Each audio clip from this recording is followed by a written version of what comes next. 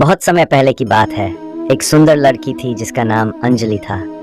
उसकी सुंदरता की चर्चा चारों ओर फैली हुई थी। उसकी आंखें जैसे दो चमकते हुए सितारे और बाल जैसे काले बादल।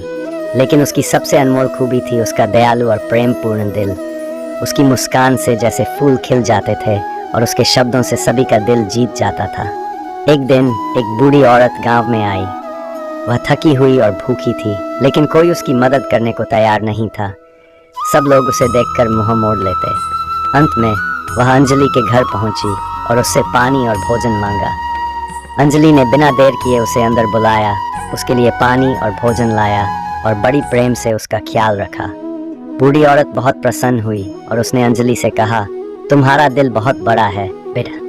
मैं कोई साधारण बूढ़ी औरत नहीं हूँ, मैं एक देवी हूँ और तुम्हारी दया से बहुत प्रभावित हुई हूँ।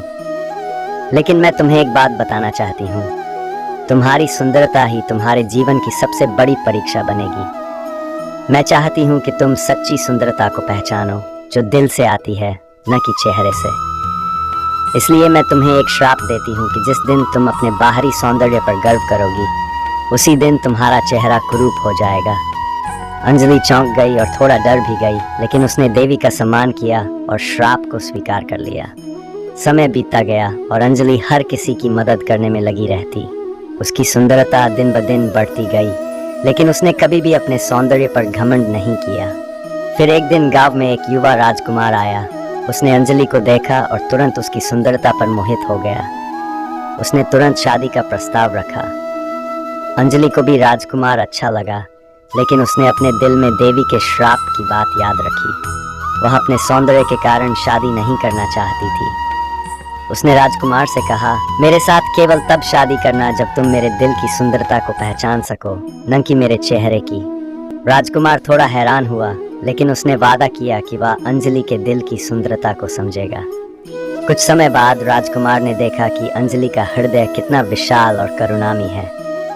उसकी सच्ची सुंदरता उसकी दयालुता और स्नेह में थी कि केवल उसके चेहरे में। राजकुमार ने अपनी वचन का पालन किया और दोनों ने विवाह कर लिया।